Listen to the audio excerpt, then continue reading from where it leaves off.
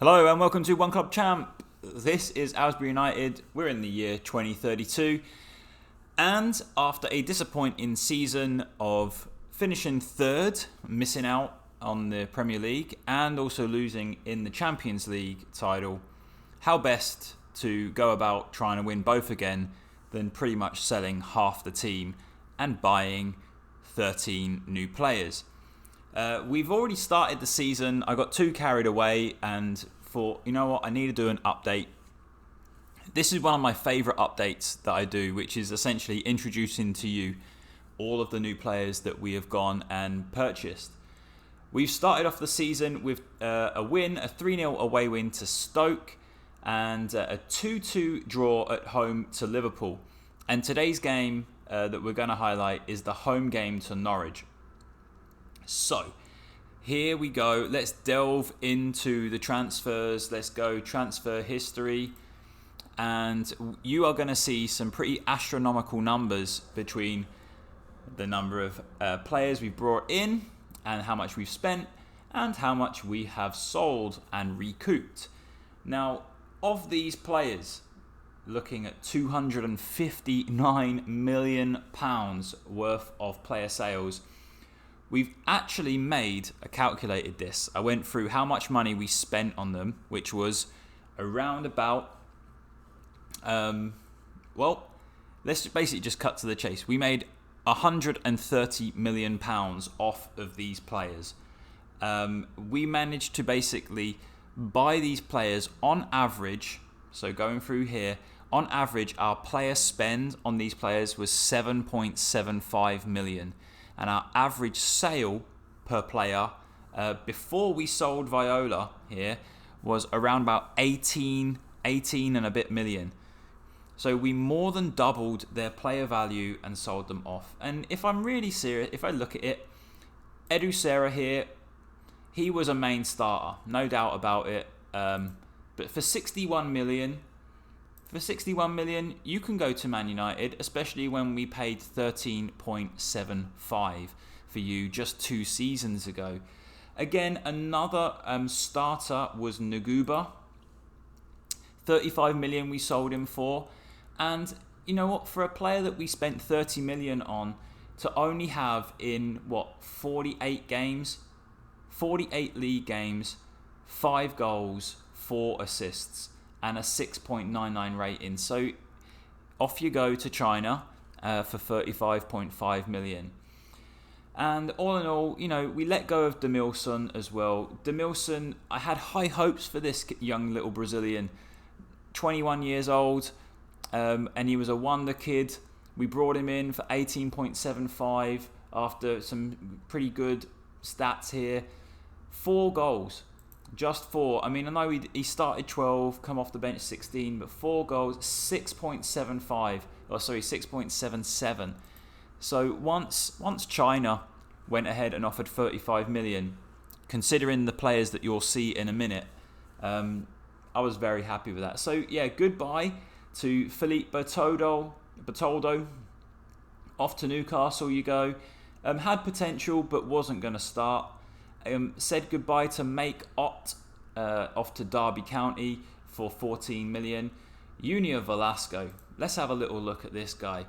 Again, we bought him in on how much? 2.4 million. We've only played him 21 times, and then Brighton decided to stump up 21 million for him. So see you later, Velasco. Again, one of the best things, and I'm sure most of you will agree, one of the best things here is being able to buy players at relatively cheap and then sell them off for big profits. And it's kind of the most fun thing here. Again, 18 million, 1 year later, 32 million. So Aylesbury has kind of proved a little bit of a club where you can come in and then we sell you on for profit. However, we haven't won anything, really. I mean, we've been promoted up the leagues. Yes, we're in the Premier League, yes. But we haven't won a League Cup. We haven't won an FA Cup. We haven't won a Champions League. And we haven't finished first in the Premier League.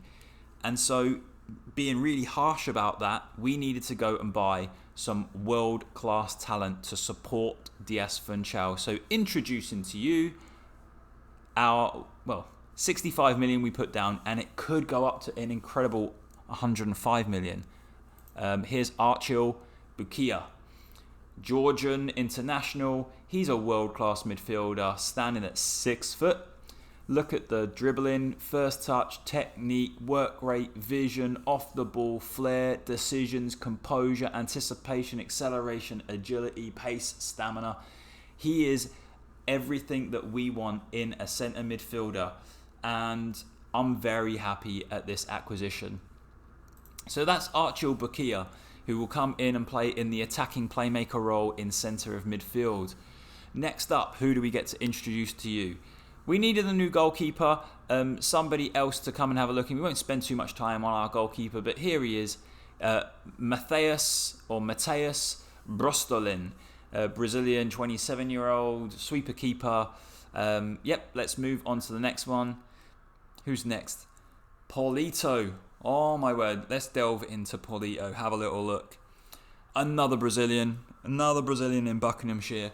21 years old. He has now got a value of 41.5 million. We needed someone with a bit more of a defensive nous than Viola.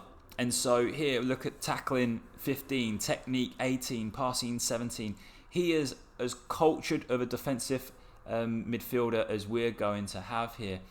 And so Paulito comes in, only 21 years old. He can play in that little DM role there, or even in that centre midfield role. And you know what? Paulito won't even start.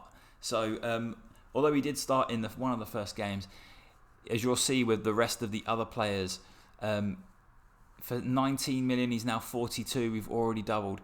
Say hello to Wilson.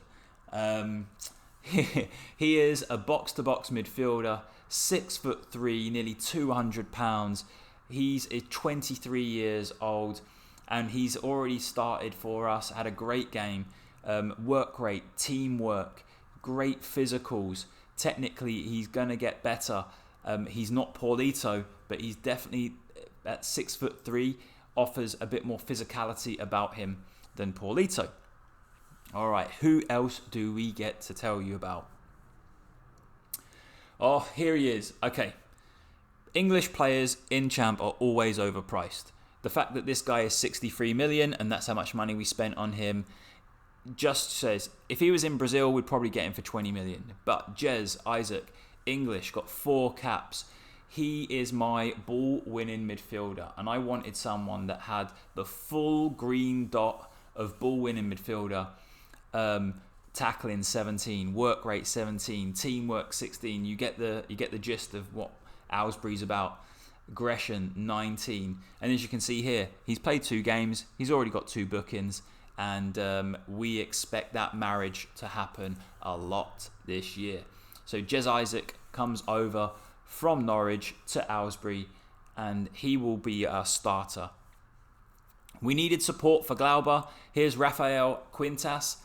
Although he's 5'5", he's 22, he's 18.75 million now. We're not paying him that much, just under 30 grand. And he's got the opportunity here to be a great backup fullback. And again, fits into our formation very well, being a complete wingback and a full green status on that. We've got to love that. But that's Rafael Quintas. Next up on the conveyor belt, here is Zednek Krizek. We won't spend too much on him because he's a backup winger. We've taken a bit of a punt. 21 years old. He's already got an under 21 cap. He's a good winger. Look at that, very direct, dribbling 17, technique 16, work rate 16, and I'm pretty happy with that. We spent 4 million, and I think as a youngster he'll come through over the next couple of years. Here's another winger, Rossina. An inverted winger, so you can come in on the left side. He's 5'3", so think of him as a little winger, a little kind of Shaqiri type player, but less ability than Shaqiri. I like him a lot. We'll see how what we can do with him. Alan Kardec. Say hello to another 19-year-old wonder kid from Brazil, into Buckinghamshire. Look at this attribute analysis. So evenly spread apart from the defensive thing. And that's okay. As an advanced playmaker, look at the mental stats, the technical stats as well. I don't expect him to score too many goals. I do expect him to play in behind Diaz Funchal. And again, a 5-star potential. He's already 47.5 million. Basically, to get Kardak, they wanted 24 million. That met his minimum release clause. Other clubs were sniffing around, and we thought, right, let's gamble a little bit on 24. 93 million is the most I've ever spent on a player ever in Football Manager, bar none. Say hello to Yuki. Now, Yuki is basically one of the best left midfielders in the game. Crossing, dribbling, first touch. He's got some really great physicals here. We're going to build up his player traits about dribbling down the left-hand side. And I'm super excited about this guy. I didn't want to spend 93 million, but when you've sold nearly 200 and something million pounds on players, we can invest a little bit more with Yuki Kato. So he'll play wide left. Good replacement for Edu Serra, I think, to be honest. And here is another little punt on an Italian. Here's Simone Natale. Again, 22 years old. I think he's got all the attributes that we need as a wide player here. Great physicals, 6'3". We're going to build up those player traits. He's fairly determined. He's already got under 21 caps. So for me, for 7 million, I'm very happy with that. Okay, let's go into how that all fits into our tactics, because that's important. Now, let's not look too much into this. Let's put Dude into that position, and we want to have a little look at Bukia back in that role. And then in terms of out here on the right, Ojeda is still not quite fit enough, but let's just say that we want to give Natalie a go. Look at this team right here. Now here's the thing with this 4-4-2. Building this 4-4-2 every year, I've adapted it a little bit. So last year, where we had Naguba in here, and we've still got obviously Sydney Alexander. Here he is down here, Sydney Alexander. Look at this wonder kid, statting up very nicely. But he's at 5'8", tackling of 10. We needed someone like Isaac that can come in here again with that strength, that aggression, and he will sit to allow these 3 attacking players to go forward. With this 4-4-2, we're able to toggle here between like the support and maybe just not be so adventurous. But because we're at home, we've got Dude and Diaz up front, and then you've got so many options off the bench here. Let's put Paulito in there for, let's say, for Wilson. And we've managed to really build up a team. And look, Fabiano's just sitting here being like, what has happened to my career? Let's put Fabiano in instead of Sydney Alexander. I mean, that's how cutthroat it is. If we go to our team report, I really want to show you this too, because in squad depth, this is how we've really looked at how we built up our team. Here, 2 advanced forward, so Diaz Funchal or Dude. In the false 9 or attacking forward role, Fabiano, Dude, Sydney Alexander or Kardec. Here we've got Kato and Alabaster. I mean, Alabaster is straight out a great left winger. Here's the defensive midfield side. We've got Isaac, we've got Paulito, and we've got Wilson. And then over here on the attacking side, Bukia, Alexander, Luke May, okay, and Kardec. Remember, but Kardec will kind of play in this 10 role. And then over here on the right, Ojeda, okay, we've got Giron. I mean, 6'5". We've really building a physical team. We've got Rossina, Natalie, and Eric Linden across the back. 2 left backs over here, 2 right backs. 2 centre-backs in here, and Carrizo, Rodon and Polito can play there, and then 3 goalkeepers, and we've just got Edgar out on loan. I really think this is like pretty much our top like team now, that we have to go and win something. Now, in the last game that we played against Liverpool, we messed around a little bit. We played 2 deep line playmakers, or ball winning deep line playmaker, and then Kardec in behind DS Funchal. It was okay. I didn't love it. It broke away from the 4-4-2 a little bit too much, and we did have to change to kind of get back to 2-2 against Liverpool. Let's go to facilities over here, because we have Aylesbury United Stadium, 22,000, just been built. The Aylesbury United Stadium, in all places Chesham. I mean, why we couldn't bring the Ducks home, I don't know, but we're in Chesham and that's where it is. We're building up the corporate facilities, excellent training facilities, good data analysis, good youth facilities, but youth recruitment is fairly basic, and fairly basic academy coaching.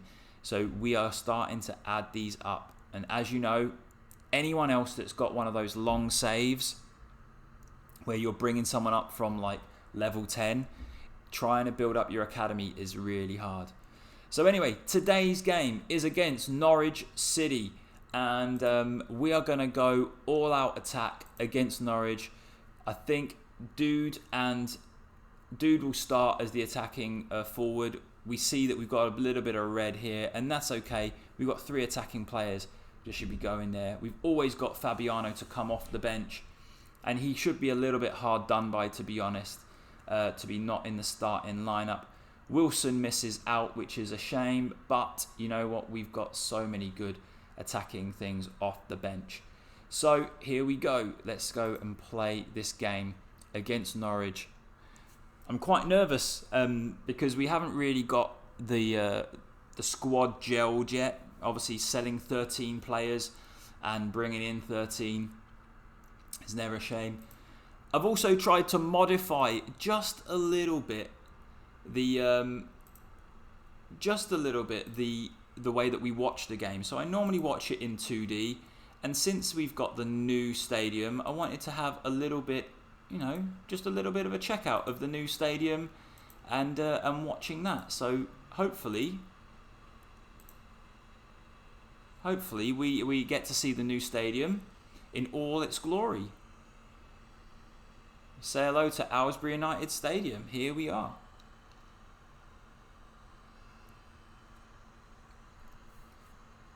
Throw into Norwich in the first minute. Keeper comes out. Well done, Brustelin. All right, now what, buddy? Yep, that's it. Use your 18. Big kick. Big kick. DS Funchal picks up the drop back into Marcantoni. Flips it into Natali. Glauber plays it into Dude. 1-0. Aylesbury United. First minute. Get in. Well done. We always love a goal in the first minute. Great play from the boys there.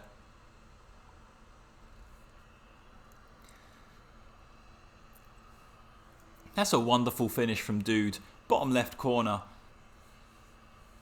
Justified his starting position there.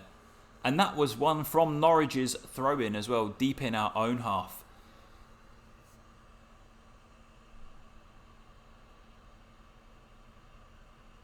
One of the other ways that I kind of tried to appreciate watching this was in the data analyst role, and then just trying to bring it right back out so that you could watch from this angle. Let's just see how that looks.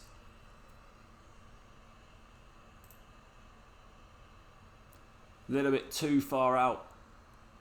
Saka, Gibbons, and especially with Aylesbury United in green, it doesn't help.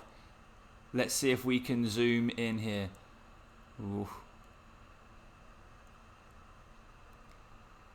We won't be using this data analysis one again on the big screen. This is hard on the eyesight.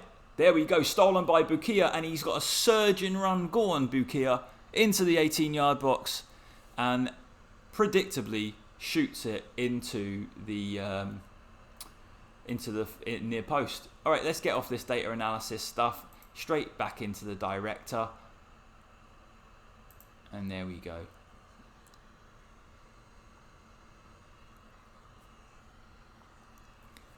We're 15 minutes into the game.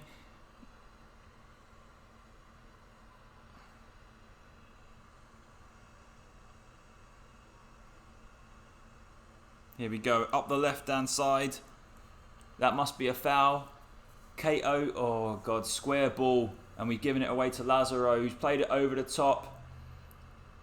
And that was offside. I mean, come on, Kato. Can't be playing square balls. And that's honestly where we need to get those traits. We want him running up that left-hand flank a lot. Free kick to Norwich. Saka with the ball in. Oh, and he's headed it just wide by Lazaro. Come on. What is going on here? Demand more. Marcantoni brings it out of defence. Not the player you want bringing it out of defence because he's not really cultured. Natali into Dude again. That little link up. Dude, what have you got? Lays it back to Natali. Into Dude. Oh, and now we've lost it. And now they're countering. Norwich City on the counter. Aylesbury running back. Great tackle by Marcantoni. Lay it off, Natali. That's it. Bukia, what have you got? Marcantoni again. Natali, keeping it. Can we play it forward?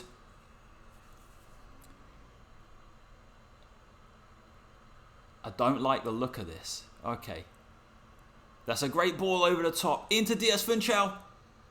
2-0. And if you heard a little celebratory clap there, that was a bit of relief. That's his 100th league goal for Aylesbury United there. Look at Marcantoni. This is a cultured ball over the top, and Diaz Funchal, one touch to bring it down, one touch to settle it, and a beautiful finish. 25 minutes in, Diaz Funchal gives it a cartwheel into the corner flag, and we're 2-0 up against Norwich with Dude and Diaz Funchal kind of really taking advantage of that play ball into space tactic, which seems to work on FM, especially this version anyway. Sacco shoots it into the goalkeeper. Let's just zoom out a little with this one. I'm kind of missing the 2D camera angle on this, so hopefully you've seen a little bit of the stadium to say, all right, nice one, now let's get back to what we're used to. We'll go back with a 2D. 2D classic, here we go. I feel so much better. Both forwards are doing the business. We've got an assist from the right back, an assist from the centre back. Norwich are not causing too much trouble on this particular game here. And that brings us to half time. And you know what they say, 2-0 is a dangerous scoreline. So I'm going to say don't get complacent. They seemed focused. I'm going to tell the two lads up front that I'm very happy with their performance today. Just keep them nice and happy. I'm going to tell Yuki that I kind of expect a little bit more. And Natali might be the first one that gets taken off here. Okay.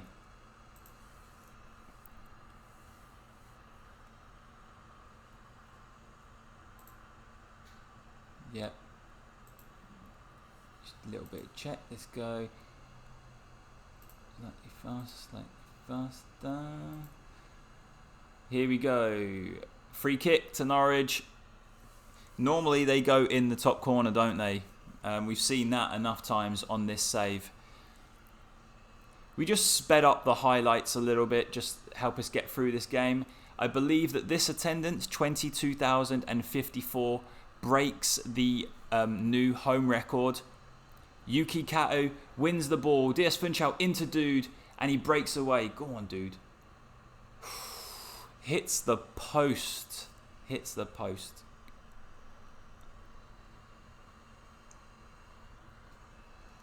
An hour into the game, and I think we should make a little change. Natali will come off. And who do we really want to give a go here? I want to see Kardak. I want to see him have a little play here. But you know what we're going to do? I'm going to bring Paulito on. I'm going to switch Paulito for Bakia. And can Paulito play? Let's do this. Confirm. Pause. Sorry, everyone, I'm like talking through as I'm doing this. So Paulito is just going to come into this role here. And we're going to put deep line playmaker, defend. I'm going to put... Yeah, let's bring Bukia in here. And we'll just change this formation a little bit. We'll tell Bukia we want him to get further forward. He can run wide with the ball. Roam from the position. As you can see, we're just tweaking around in here. I'm going to take Dude off and just leave Diaz Funchal up there on his own. And Dude will come off. And we're just going to bring on... yeah, interesting. Let's see how we want to do it. We'll bring on Rafael Quintas. And we'll just switch. We'll give him the complete wing-back role and attack. And we'll just give him a more defense. Right, now we're ready. Just bored the pants off everybody there, sorry.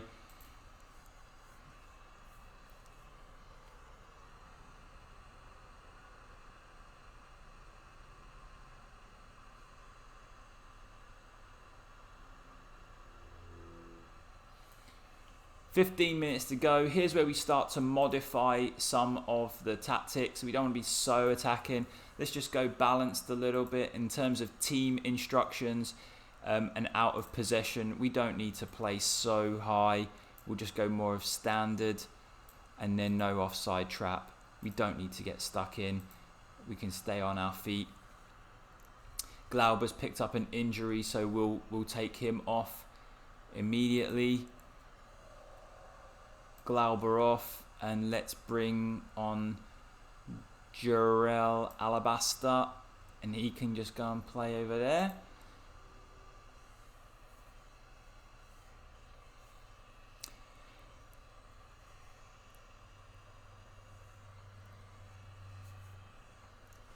So here we go. We've got about five minutes to go with the game. And historically here, we've always seemed to thrown away goals with 5 minutes to go. And we want to just be a little more cautious now. We're starting to defend leads with 5 minutes to go. Here we go. Throw in. Quintas with the ball. Long throw into Alonso. Saka's got the ball. Can we win it high up? Yeah, you go. Oh, Bukia nearly opens his account for the Ducks. Good save by the goalkeeper. And we like that from Bukia.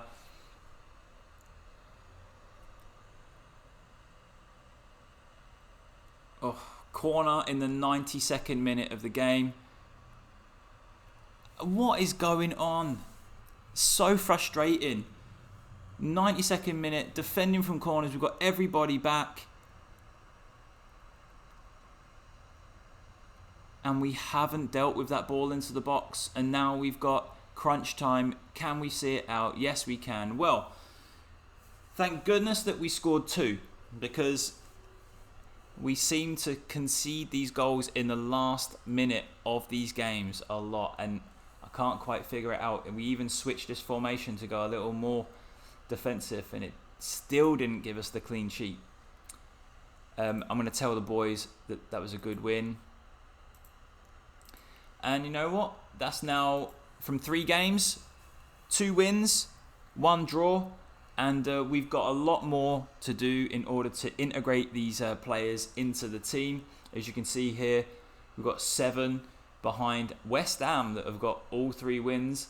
And let's see, they've beaten Wolves, Bristol City and Leicester. Tottenham are second. They've beaten Liverpool, Watford and Fulham. And Man United, they've beaten Watford, Fulham and Burnley. So here we go. Very happy with the season. Let's see what happens across the next 10 games or so, and we'll check back in on our top players. Alright, thank you everybody for watching.